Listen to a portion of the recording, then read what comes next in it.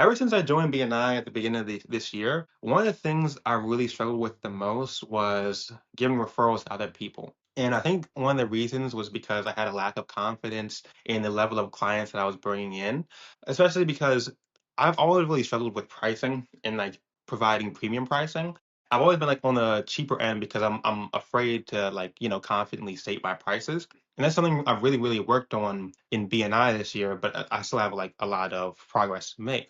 That being said, I recently came up with a way that I could kill two birds with one stone because over the last week, I've been working on different packages to include different members of my BNI chapter on. And that way, I have more offerings that I have as a service, but I'm not really doing more in my business. I'm more so just incorporating other people. And this comes from advice that other people had given me. Like one time, someone suggested that I use white label services so I can easily do more in my business without necessarily hiring people. I've also gotten the advice that if I do video, what are some other like services provided by members of my chapter that would naturally follow someone who wants video services? Like whether that's copywriting or website development or SEO, what's the next step that person would probably want if they wanted to boost their sales even more? And so now I'm keeping those two things in mind and creating specific packages that include my other chapter members from the start.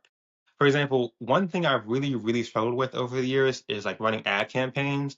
So I've done that for a couple of companies and I've done it for myself as well. And it's gotten some good results, but nothing compared to someone who's actually an expert in that field. So recently I reached out to someone in my chapter, Dave Rowe, because he does Google Ads campaigns and he's been doing it for more than 30 years. So I was having a one-to-one with him. He was telling me the type of clients he usually deals with, the required ad spend that is usually required to work with him. And that was really good information to know because once he gave me his numbers, that helped me understand what type of like client category to put him in terms of like premium or less premium services. And like I said, my goal right now is to make more premium services. And at the end of the day, what I've realized is that as a videographer, no one really cares about the actual videos. They don't really care necessarily how people, I mean, people want to look good, people want to sound nice, but none of that really matters if it doesn't result in sales. And so I've known for a while that the better route is to go down the premium service route. But the problem that I had was that I was focusing so much on the details around the deliverables rather than the actual outcome that people were getting. And that goes back to what I was saying about the Google Ads guy in my chapter, Dave Rowe, because whereas most of the time videos are more organic reach, ads, that's a lot more direct when it comes to sales and having actual ROI, not just, putting information out there and hoping people watch the video and then go to the website or whatever. Or another example is a person who does social media in my group, which is Nick Marks. I recently reached out to him to ask if I did the videos and like made all this content, would his team be able to post that on people's different social medias? And at the beginning of this year, before I learned all this stuff and all this advice from BNI, I would have thought about it completely differently. I would have thought, okay, I need to make a premium service, which includes not just making the videos, but posting it for them. And even though I absolutely hate coming up with posts and scheduling posts, it'd be worth it because I'd be making more money. Now I realize it's not necessarily that's terrible advice, but I'm going to save so much more time and so much effort and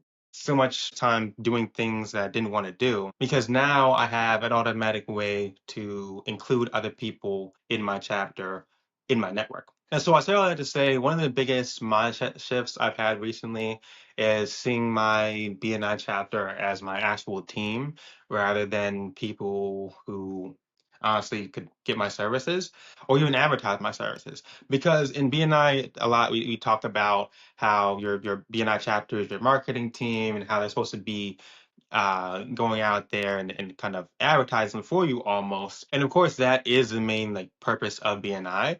But what I like with this little tweak that I've done with like including other people in my packages, it's almost like we have our own little individual companies, but at the same time, we can do our little team ups and collaborations anytime we want. An analogy I made before was actually like superheroes, like in certain superhero video games, you might have like Iron Man and Captain America, and they do like some type of superpower move together. I think the reason I'm excited about this like new team and like joint approach is that it's not like I'm just outsourcing what I would have done anyway and like almost helping them out or something like that. It's not like I'm outsourcing to them what I would have done anyway, or like in terms of quality or whatever. Because it's something that they specialize in and it's their bread and butter. Like for example, I was talking about Dave Rowe and his Google ads. Like it's not that they're just doing what I would have done, it's that they're going to do a much, much better job because, I mean, yeah, it's what they do.